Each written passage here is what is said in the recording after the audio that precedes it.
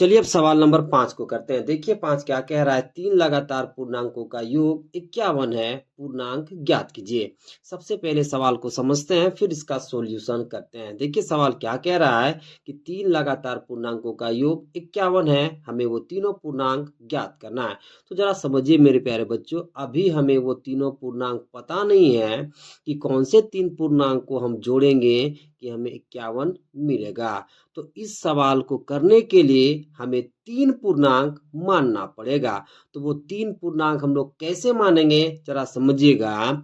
उससे पहले हम लोग समझ लेते हैं, चलिए, कि 3 लगातार पूर्णांक का क्या मतलब होता है, फिर हम इस सवाल का सॉल्यूशन करेंगे। तो देखिए मेरे प्यारे बच्चों, वो 3 लगातार पूर्णांक हम लोग कैसे मान पाएंगे जरा ध्यान से समझिए। देखिए एग्जाम्पल के लिए सबसे पहले समझिए, देखिए जैसे 1, 2, 3 मेरे पास क्या है मेरे प्यारे बच्चों, 3 लगातार पूर्णांक है। जरा समझिए, देखिए 1 के बाद कितना आता है बताइए, 2, 2 के बाद कितना आता है मेरे प्यारे बच्चों, 3। तो ये 3 मेरा क्या हो गया, तो लगातार पूर्णांक हो गया। अब जरा समझिए, यदि हम 1 को मान लेंगे x, कितना मान लेंगे मेरे प्यारे बच्चों, x। 1 को हमने कितना मान लिया बताइए, x। ओके, अब जरा समझिए इस 2 को हम क्या लिख सकते हैं मेरे प्यारे बच्चों, तो 2 को हम लिख सकते हैं x प्लस 1। कैसे जरा समझिए, 1 को हमने क्या माना, x। तो यदि इस x के जगह पर हम 1 रखेंगे तो 1 प्लस 1 हमें कितना मिल जाएगा, 2 मिल जाएगा। ओके, अब जरा समझिए 3 को आप क्या लिख सकते हैं बताइए, तो 3 को हम लिख सकते हैं x प्लस 2। कैसे जरा समझिए, जब हम x के जगह पर 1 रखेंगे तो 1 प्लस 2 हमें कितना मिल जाएगा बताइए, 3। ओके, तो देखिए ये मेरा क्या हो गया बताइए, 3 लगातार पूर्णांक। क्योंकि इस सवाल में हमें वो 3 लगातार पूर्णांक पता नहीं है,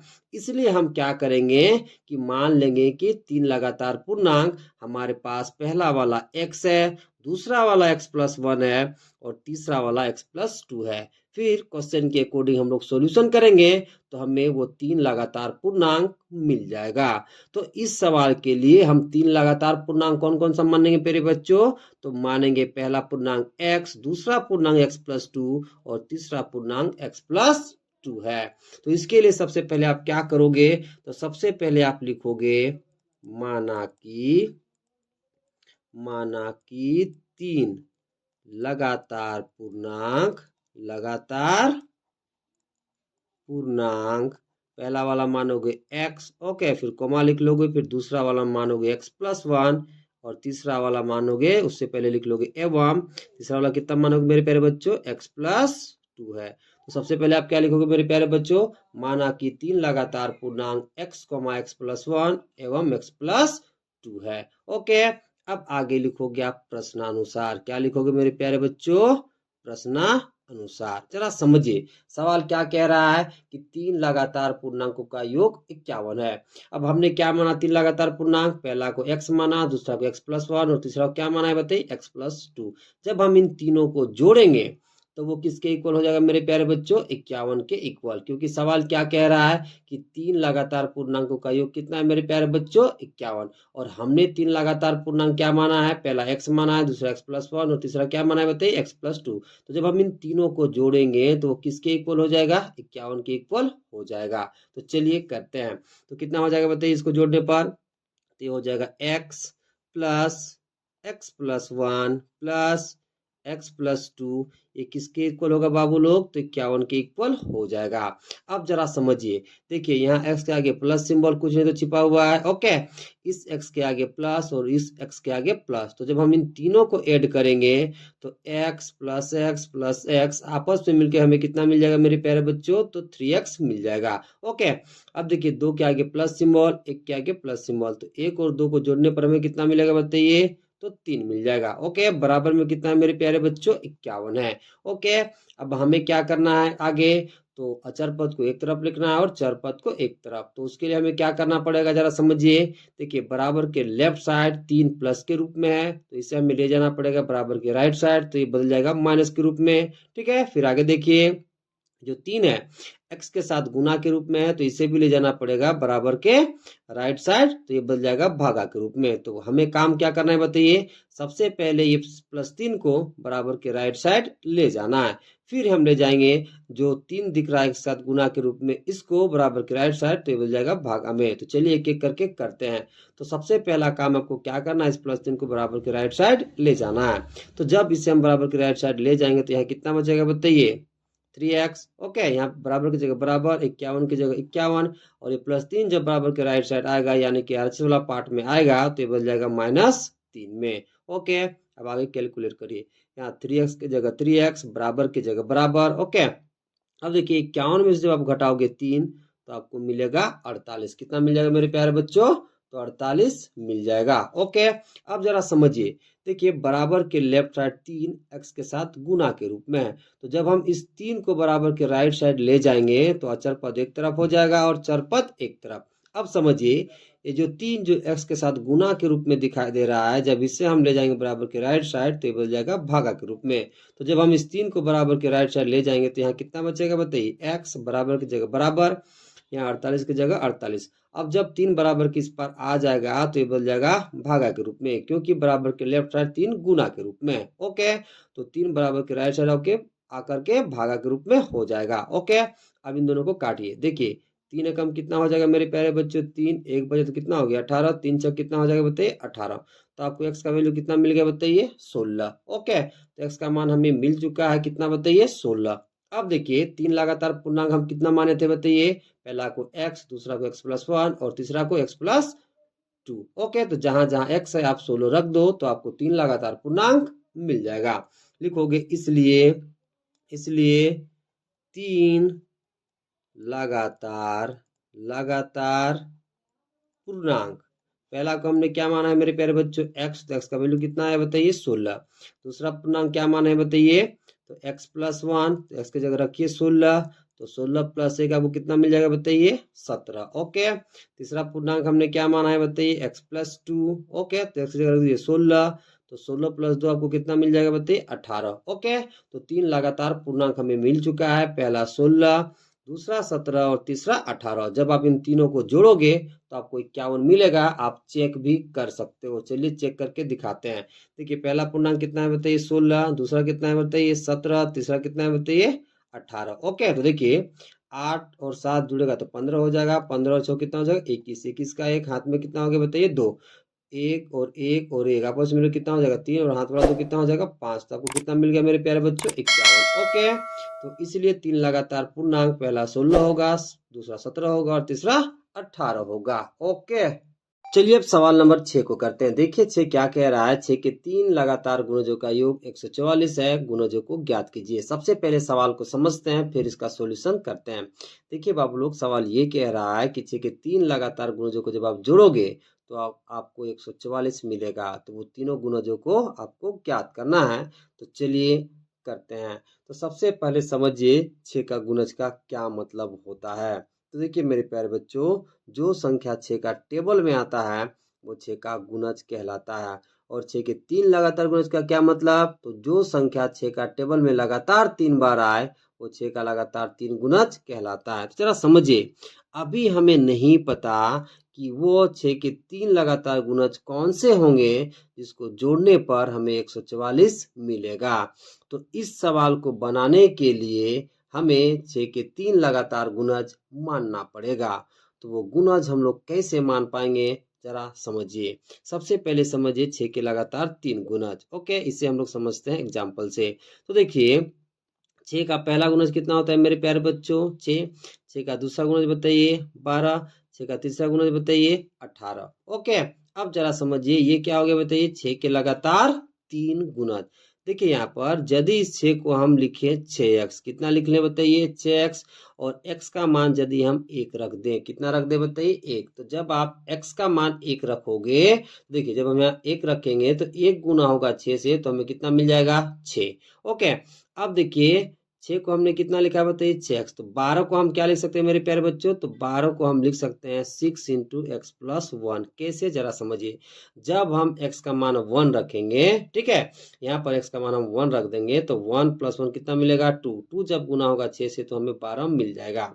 अब 18 को हम क्या लिख सकते हैं मेरे प्यारे बच्चों, तो 18 को लिख सकते हैं 6 इंटू एक्स प्लस 2। कैसे, जब x बराबर 1 यहाँ पर हम रख देंगे तो 1 प्लस 2 में कितना मिलेगा 3। 3 जब गुना होगा 6 से तो हमें 18 मिल जाएगा। तो इस सवाल को बनाने के लिए हमें 6 के 3 लगातार गुणज मानना पड़ेगा। पहला 6x, दूसरा मानना पड़ेगा 6 इंटू एक्स प्लस 1 और तीसरा मानना पड़ेगा 6 इंटू एक्स प्लस 2। ओके, फिर जैसा सवाल कहता है उस आप सॉल्यूशन करोगे तो आपको वो तीनों गुणज मिल जाएगा। तो चलिए करते हैं। तो सबसे पहले आप क्या लिखोगे, तो आप लिखोगे माना कि 6 के 3 लगातार गुणज, ठीक है। पहला मान लोगे 6x, दूसरा मान लोगे 6 इंटू एक्स प्लस 1 एवं तीसरा मान लोगे 6 इंटू एक्स प्लस 2 है। ओके, अब जैसा प्रश्न में कहता है वैसा आप करोगे। प्रश्न में क्या कह रहा है कि 6 के 3 लगातार गुणजों का योग 144 है। तो देखिए 6 के 3 लगातार गुणज हम कौन कौन सा माने, पहला 6x, दूसरा क्या माने बताइए 6 इंटू एक्स प्लस 1 और तीसरा कितना माने मेरे प्यारे बच्चों, तो 6 इंटू एक्स प्लस 2 माने। जब हम इन तीनों को जोड़ेंगे तो वो 144 के इक्वल होगा। तो चलिए करते हैं।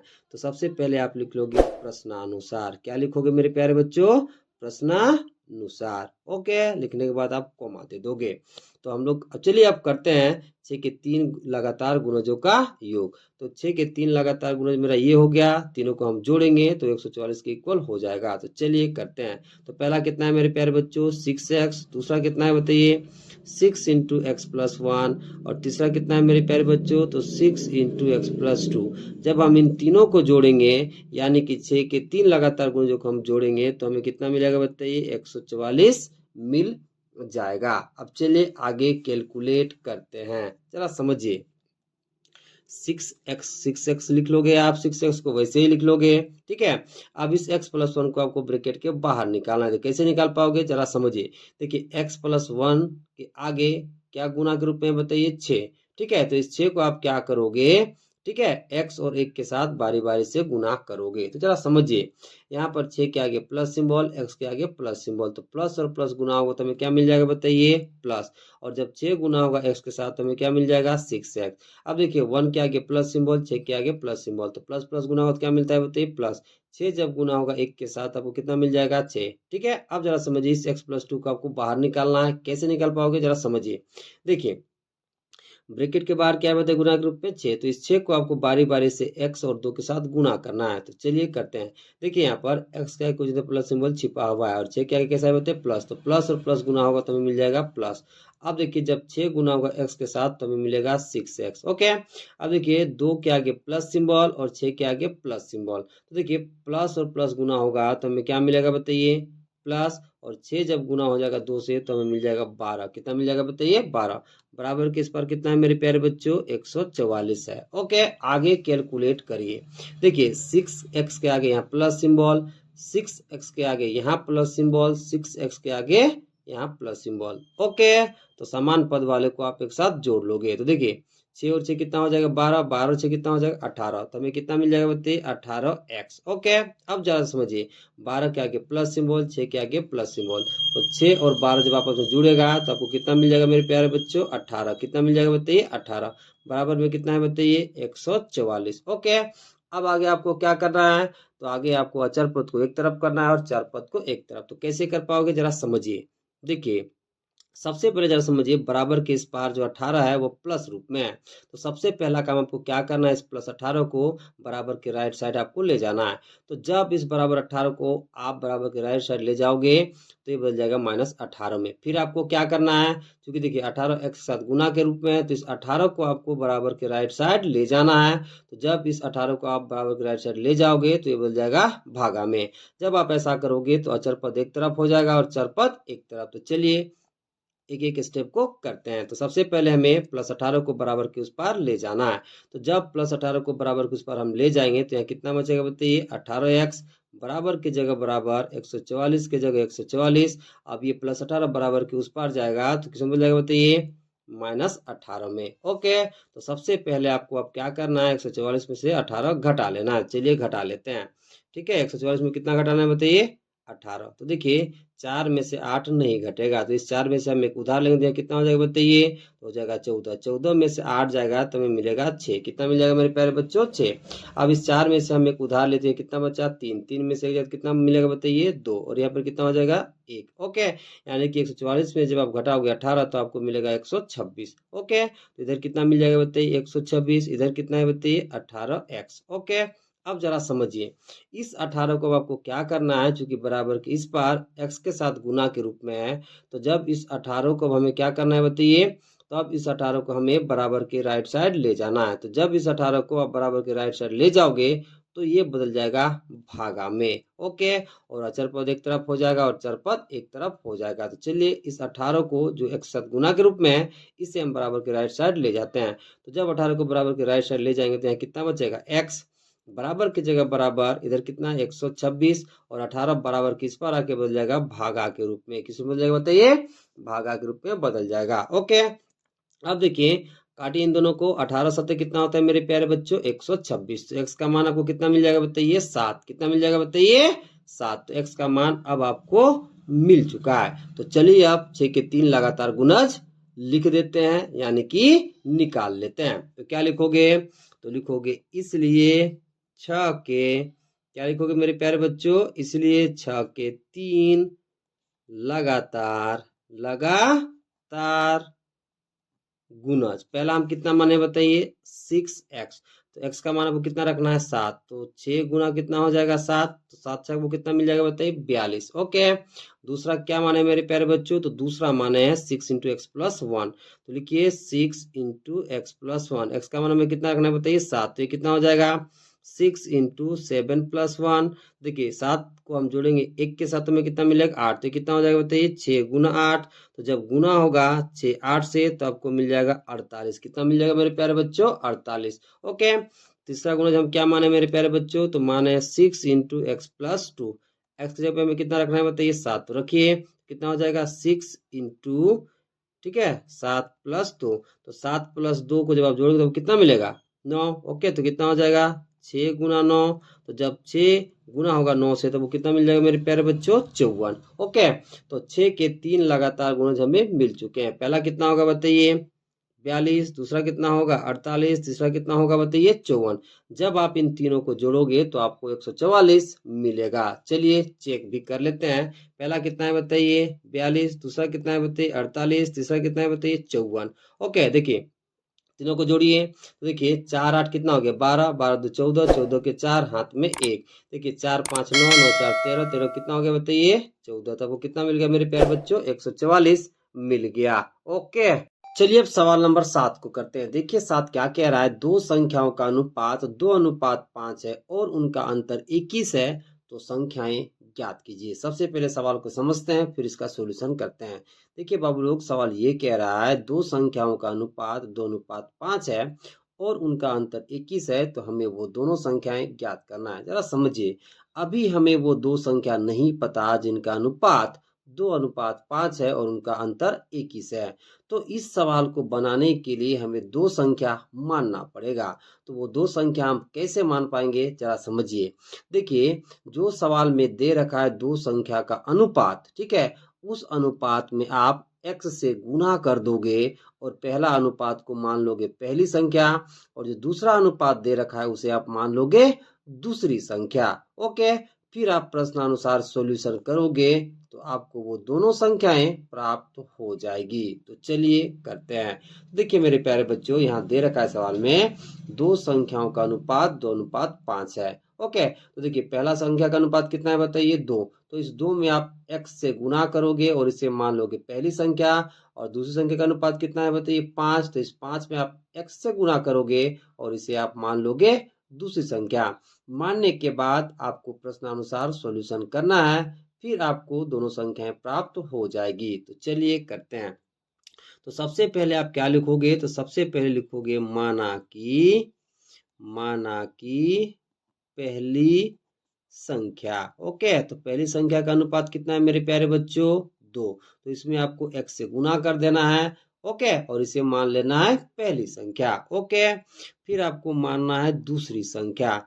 तो दूसरी संख्या किसको मानोगे मेरे प्यारे बच्चों? जो दूसरी संख्या का अनुपात दे रखा है उसमें आप x से गुना कर दोगे, फिर उसे आप मान लोगे दूसरी संख्या। तो दूसरा संख्या का अनुपात कितना दिया है बताइए? 5। तो 5 में से आप x से गुना कर दोगे और इसे मान लोगे आप दूसरी संख्या। अब आप प्रश्नानुसार काम करोगे। तो सबसे पहले आप लिख लोगे प्रश्नानुसार। देखिए मेरे प्यारे बच्चों, प्रश्नानुसार क्या कह रहा है?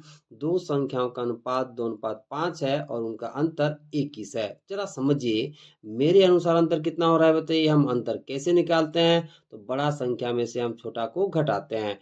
तो जब हम 5x में से 2x घटाएंगे तो हमें मिलेगा 3x। वो 3x क्वेश्चन के जो अंतर है 21 उसके बराबर होगा। यानी कि अंतर बराबर क्या हो जाएगा बताइए? अंतर मेरे अनुसार अंतर कितना आ रहा है बताइए? 5x माइनस 2x बराबर 3x। जबकि सवाल के अनुसार अंतर कितना आ रहा है? 21 आ रहा है। ये दोनों अंतर आपस में क्या होगा? बराबर। फिर हम कैलकुलेट करेंगे तो हमें दोनों संख्याएं प्राप्त हो जाएगी। ओके, सबसे पहले आप क्या लिखोगे? प्रश्नानुसार लिखने के बाद आप लिखोगे अंतर बराबर अंतर। ओके, जरा समझिए, मेरे अनुसार अंतर कितना आ रहा है मेरे प्यारे बच्चों? हम अंतर कैसे निकालते हैं? तो बड़ा संख्या में से हम छोटा को घटाते हैं। तो बड़ा कौन है बताइए? 5x। इसमें से हम घटाएंगे 2x, बराबर है तो बराबर। और सवाल के अनुसार अंतर कितना है मेरे प्यारे बच्चों? 21। ओके, तो सवाल के अनुसार जो अंतर 21 है उसको आप यहाँ लिख लोगे। ओके, अब आगे समझिए। देखिए मेरे प्यारे बच्चों, 5x में से जब हम 2x घटाएंगे तो हमें मिलेगा 3x। बराबर में कितना है बताइए? 21। तो आप 21 लिख लोगे। अब आपको क्या करना है? अचर पद को एक तरफ और चर पद को एक तरफ। ओके, तो वो करने के लिए वो क्या करना पड़ेगा जरा समझिए।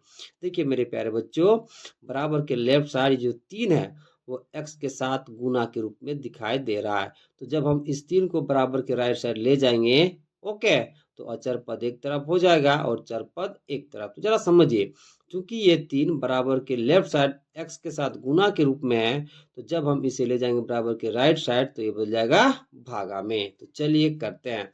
तो देखिए, जब इस 3 को हम बराबर के राइट साइड ले जाएंगे तो यह कितना बचेगा? x बराबर की जगह बराबर, या 21 की जगह 21। अब देखिए, जब 3 बराबर के इस पर आ जाएगा, क्योंकि यहाँ गुना के रूप में x के साथ, तो जब इसे बराबर के राइट साइड लाएंगे तो ये बदल जाएगा भागा के रूप में। ओके, अब इसे काटिए। देखिए 3 सतह कितना होता है मेरे प्यारे बच्चों? 21। तो x का मान आपको कितना मिल गया मेरे प्यारे बच्चों? 7। कितना मिल गया बताइए? 7।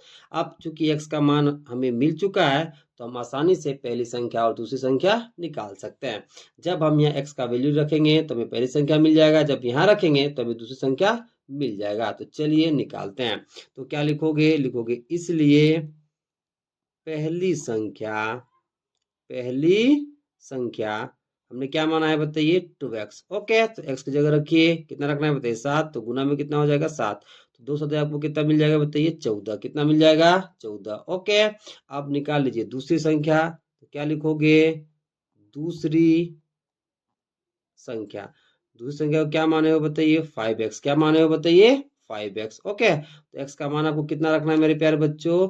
तो आपको रखना है 7। ओके, तो 5 गुना कितना हो जाएगा बताइए? 7। तो 5 सतह आपको कितना मिल जाएगा बताइए? 35। कितना मिल जाएगा? 35। ओके, चाहे तो आप चेक भी कर सकते हो। चलिए चेक करके आपको दिखा देते हैं। ओके, जब हम इन दोनों का अनुपात निकालेंगे तो हमें मिलेगा 2:5। और जब हम इसका अंतर निकालेंगे तो हमें मिलेगा 21। कैसे? समझिए। चलिए सबसे पहले इन दोनों का अनुपात निकालते हैं। तो अनुपात निकालने के लिए आप क्या करोगे? तो पहली संख्या को दूसरी संख्या से डिवाइड करोगे। तो देखिए, अब काटिए। 2 सतह कितना हो जाएगा? 14। 5 सतह कितना हो जाएगा बताइए? 35। तो आपको कितना मिल गया? 2:5। आज जब हम अंतर निकालेंगे तो अंतर हम कैसे निकालते हैं? तो बड़ा में से छोटा को घटाते हैं।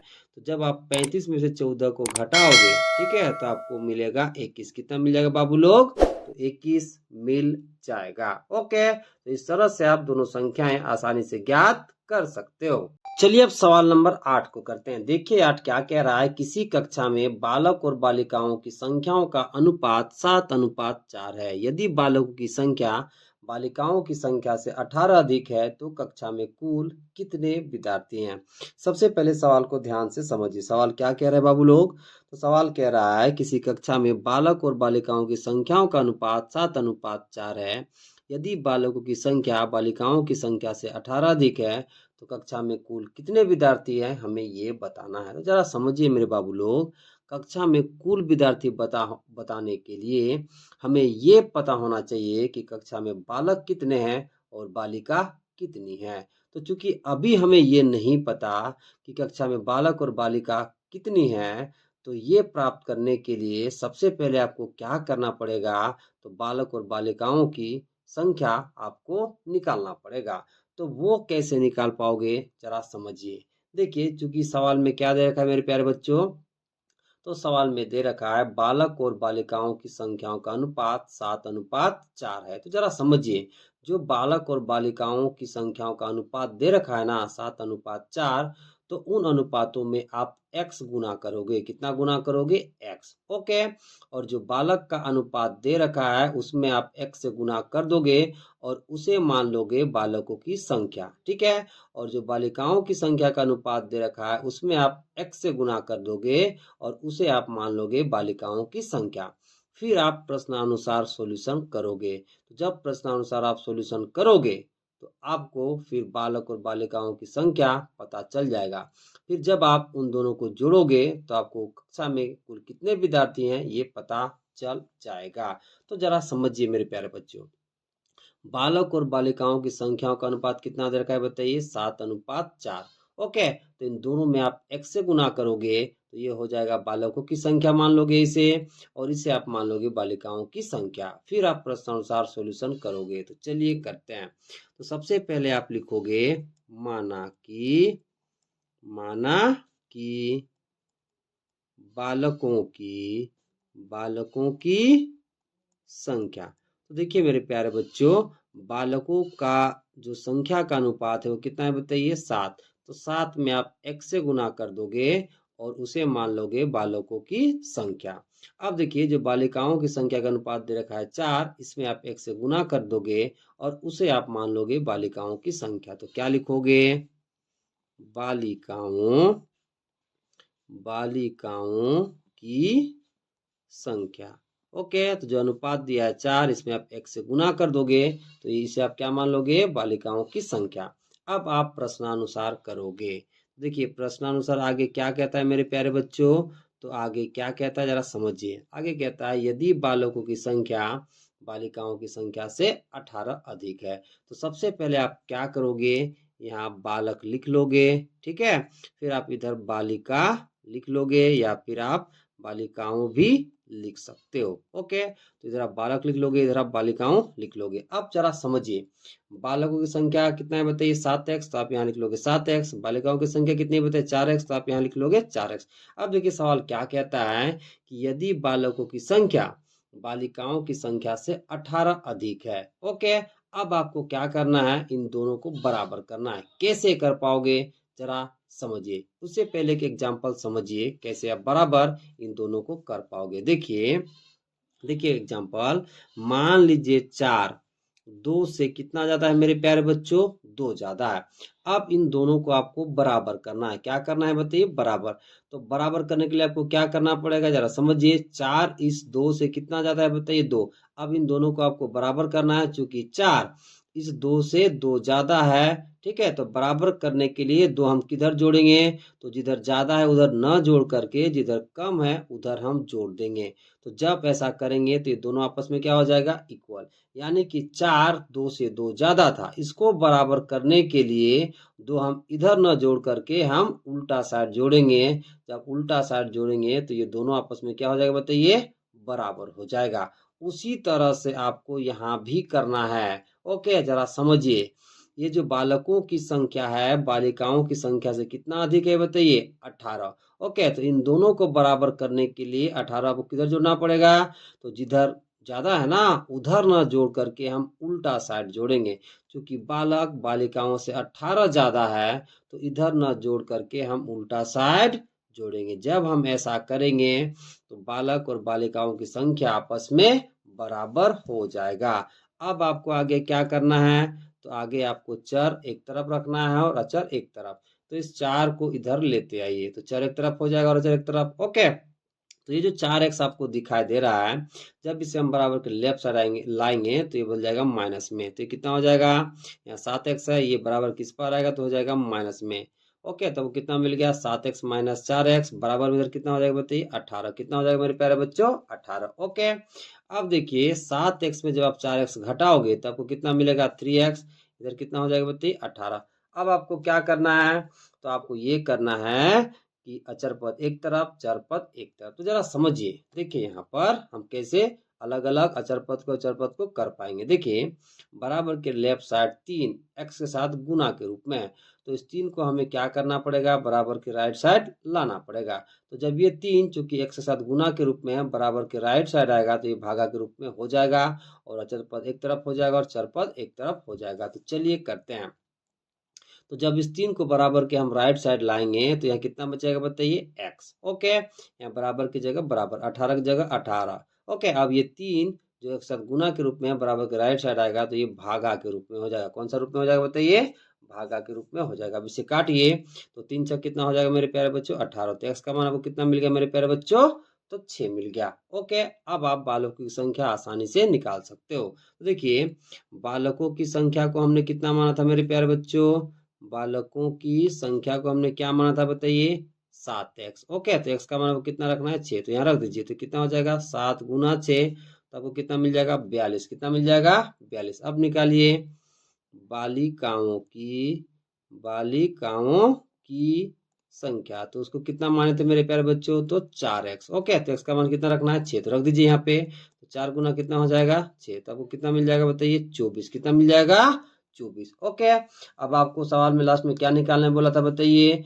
तो कक्षा में कुल विद्यार्थी। तो लिखो, तो क्या लिखोगे, इसलिए कक्षा में कुल विद्यार्थी, कुल विद्यार्थी। तो कैसे निकाल पाओगे, तो बालकों की संख्या और बालिकाओं की संख्या को आप जोड़ दोगे। ओके, तो क्या लिखोगे, तो लिखोगे बालकों की, बालकों की संख्या प्लस बालिकाओं की संख्या, बालिकाओं की संख्या। ओके, इन दोनों को जोड़िए। तो देखिए बालकों की संख्या कितना निकला है बताइए 42। तो यहाँ लिखिए 42 प्लस है तो प्लस, बालिकाओं की संख्या कितना निकला है बताइए 24। ओके, अब इन दोनों को जोड़िए। देखिए 2 को जोड़िए 6 के साथ तो आपको मिलेगा 6, 4 को जोड़िए 2 के साथ तो आपको मिलेगा 6।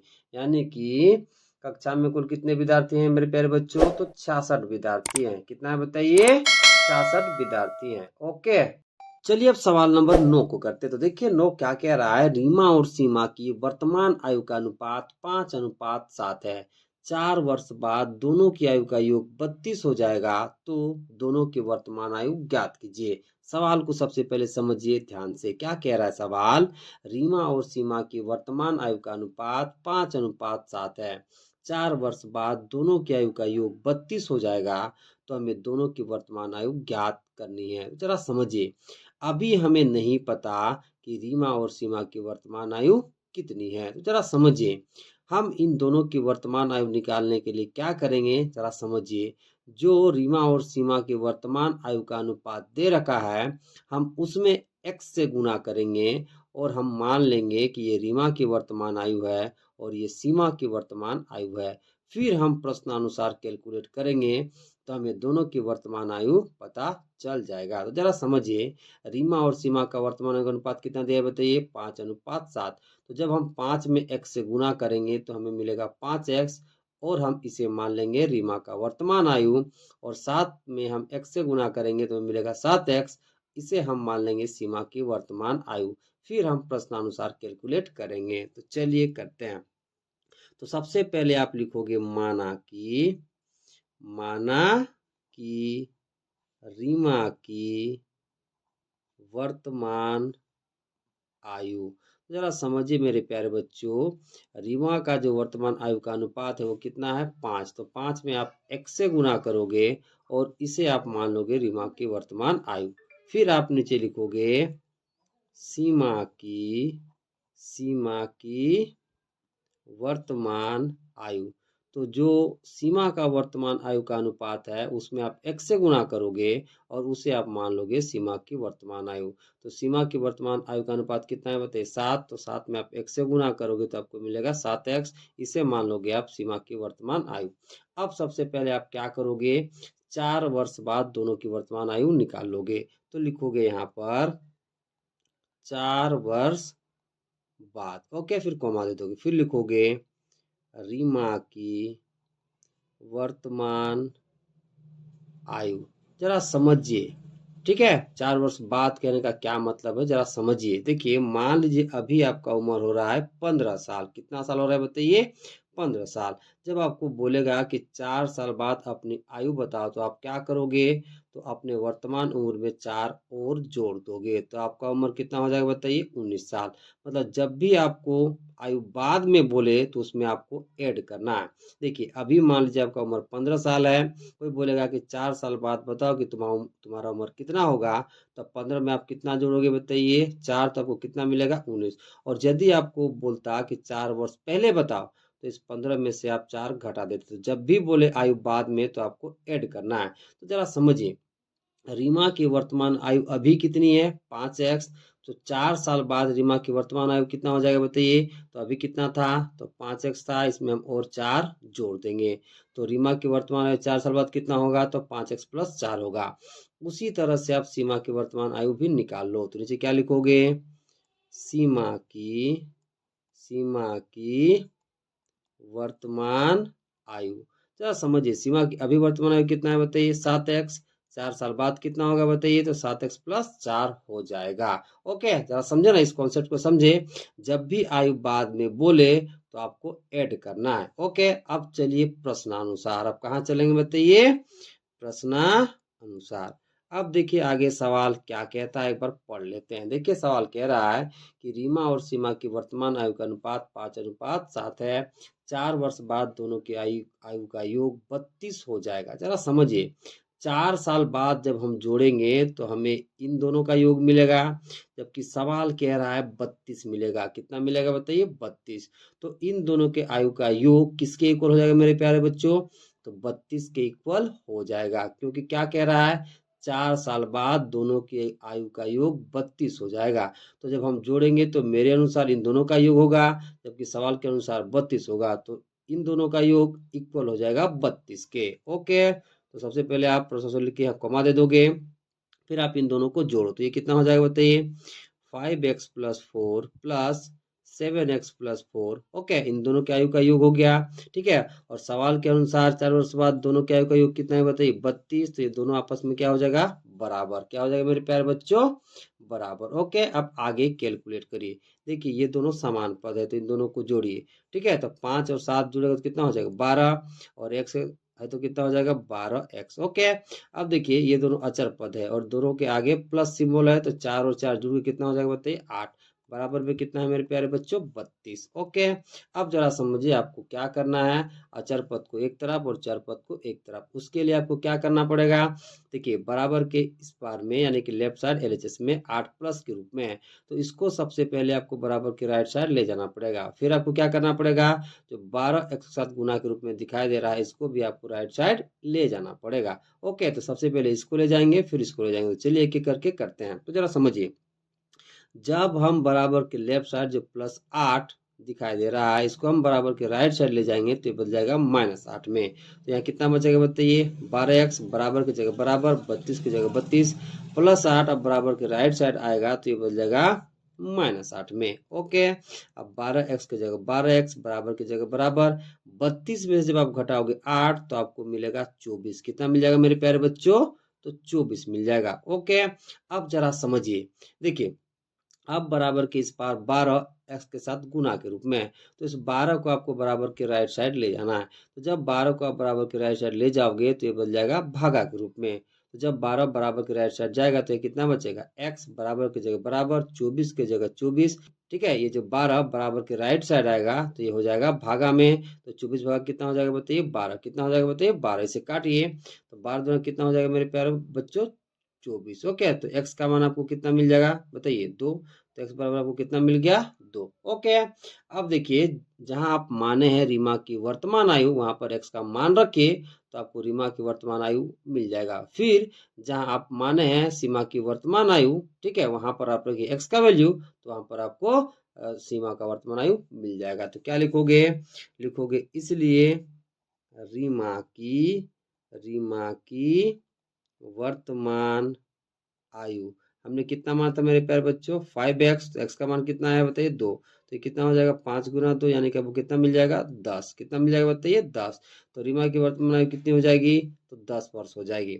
अब निकालिए सीमा की वर्तमान आयु। तो क्या लिखोगे सीमा की वर्तमान आयु कितना माना था बताइए तो 7x। x कितना रखना है बताइए 2।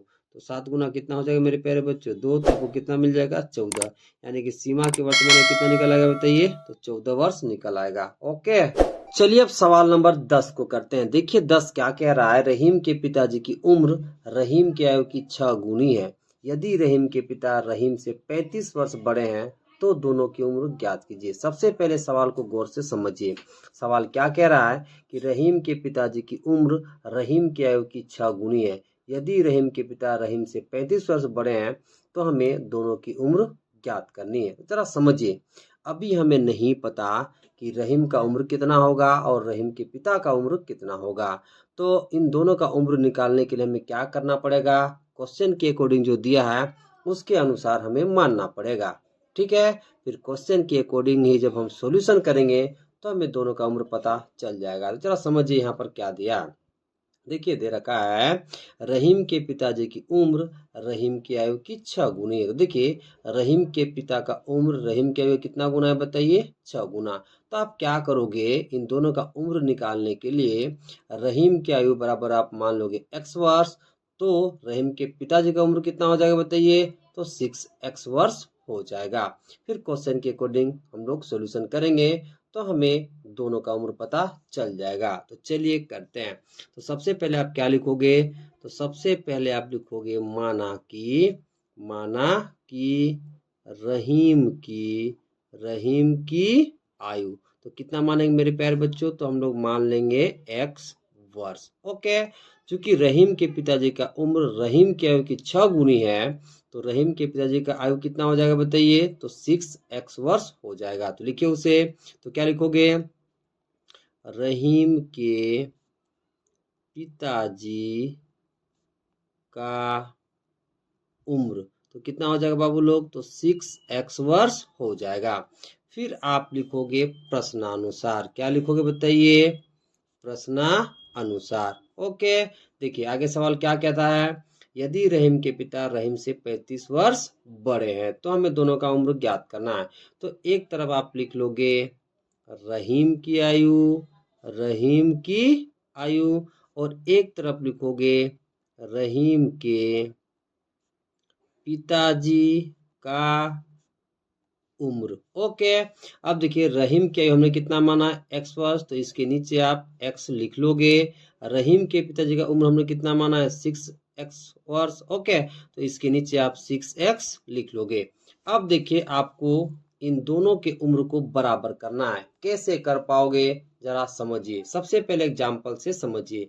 देखिए मान लेते हैं कि 4 2 से 2 बड़ा है। देखिए 4 2 से 2 बड़ा है। अब इन दोनों को आपको बराबर करना है। तो चूंकि 4 2 से पहले से ही 2 बड़ा है, यदि इधर हम और 2 जोड़ देंगे तो ये कितना बड़ा हो जाएगा बताइए तो ये 4 बड़ा हो जाएगा। तो जरा समझिए इन दोनों को हमें बराबर करना है। तो चूंकि 4 2 से 2 बड़ा है तो इन दोनों को बराबर करने के लिए 2 हमें 4 के उल्टा साइड यानी कि इधर 2 जोड़ना पड़ेगा।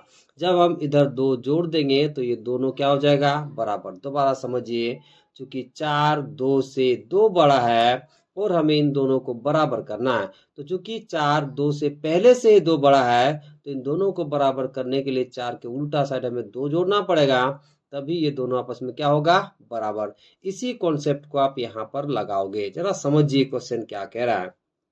यदि रहीम के पिता रहीम से 35 वर्ष बड़े हैं। जरा समझिए, क्योंकि रहीम के पिता का उम्र रहीम के आयु से कितना बड़ा है बताइए? 35 बड़ा है। तो चूंकि 35 रहीम के पिता पहले से ही बड़ा है, यदि इधर हम 35 जोड़ देंगे तो ये 70 बड़ा हो जाएगा, तो फिर इसे हम बराबर नहीं कर पाएंगे। तो इन दोनों की उम्र को बराबर करने के लिए हमें क्या करना पड़ेगा? तो रहीम के पिता के उम्र के विपरीत साइड मतलब उल्टा साइड हमें 35 जोड़ना पड़ेगा, क्योंकि रहीम के पिता का उम्र रहीम की आयु से कितना बड़ा है बताइए? 35 बड़ा है। तो 35 तो पहले से ही बड़ा है, यदि इधर 35 जोड़ दोगे तो 70 बड़ा हो जाएगा। तो इसके उल्टा साइड जब हम जोड़ेंगे 35, तब दोनों के उम्र आपस में बराबर हो जाएगा। ओके, अब आगे आपको क्या करना है? तो चर को एक तरफ करना है और अचर को एक तरफ। उसके लिए क्या करना पड़ेगा? इस x को इधर ले जाना पड़ेगा। तो चलिए इस x को उधर ले जाते हैं, तो कितना बचेगा बताइए? 35 बराबर तो बराबर, ये जो x इधर प्लस के रूप में दिखाई दे रहा है, जब बराबर के उस पार जाएगा तो ये बदल जाएगा माइनस के रूप में। तो यह कितना है बताइए? 6x। ये x इधर आएगा तो कितना बदल जाएगा बताइए? माइनस x में। अब जरा समझिए आगे, 35 की जगह 35, अब 6x में से x घटाओगे तो आपको मिलेगा 5x। कितना मिलेगा मेरे प्यारे बच्चों? 5x। ओके, अब चूंकि ये दोनों बराबर के रूप में है तो 5x को हम इधर लिख लेते हैं। ठीक है, यहाँ बराबर है तो बराबर, 35 को इधर लिख लेते हैं। ओके, अब आपको क्या करना है? अचर पद को एक तरफ और चर पद को एक तरफ लिखना है। तो कैसे लिख पाओगे जरा समझिए। देखिए, बराबर के लेफ्ट साइड 5 x के साथ गुना के रूप में, तो इस 5 को हमें ले जाना पड़ेगा बराबर के राइट साइड, तो अचर पद एक तरफ हो जाएगा और चर पद एक तरफ। अब जरा समझिए, चूंकि 5 x के साथ गुना के रूप में है, तो जब इस 5 को हम बराबर के ले जाएंगे राइट साइड तो ये बच जाएगा भाग हमें। तो चलिए करते हैं। तो जब 5 चला जाएगा बराबर के राइट साइड तो ये कितना बचेगा? x बराबर की जगह बराबर, यहाँ 35 की जगह 35। अब देखिए, चूंकि 5 बराबर के राइट साइड आया तो किसे बदल गया बताइए? भागा में। क्यों बदल गया? क्योंकि बराबर के लेफ्ट साइड 5 x के साथ गुना के रूप में है। तो जब इसे हम ले जाएंगे बराबर के राइट साइड तो ये बदल जाएगा भागा के रूप में। अब इन दोनों को काटिए, 5 सतह कितना हो जाएगा मेरे प्यारे बच्चों? तो 35 हो जाएगा। ओके, 5 सतह कितना हो जाएगा बताइए? 35। तो x का मान आपको कितना मिल गया बताइए? 7। ओके, अब जरा समझिए, x का मान हमें मिल चुका है। तो जरा समझिए, रहीम की उम्र हमने कितना माना था बताइए? x वर्ष। तो x का मान कितना है बताइए? 7। ओके, कितना है बताइए? 7। तो रहीम का उम्र कितना हो जाएगा बताइए? 7 वर्ष। तो लिख दीजिए। तो लिखिए, इसलिए रहीम की आयु हमने क्या माना था? x वर्ष। तो x का मान कितना मिला है मेरे प्यारे बच्चों? 7। तो कितना हो जाएगा बताइए? 7 वर्ष। ओके, अब देखिए आगे क्या मानते बताइए? रहीम के पिताजी की उम्र 6x वर्ष। तो x की जगह कितना रखोगे? 7। तो कितना मिल जाएगा बताइए? 42। तो लिखिए, रहीम की पिताजी का उम्र कितना माना था बताइए? 6x। x की जगह रखिए 7, तो 6 गुना कितना हो जाएगा? 7। तो आपको कितना मिल जाएगा बताइए? 42। कितना मिल जाएगा बताइए? 42। ओके, यानी कि रहीम के पिताजी का उम्र कितना हो जाएगा बताइए? 42 वर्ष। ओके, तो रहीम की पिताजी का उम्र कितना हो गया बताइए? 42 वर्ष हो गया। ओके, इस की को हटा करके आप के कर लोगे, रहीम के पिताजी का उम्र कितना हो जाएगा बताइए? 42 वर्ष हो जाएगा। ओके।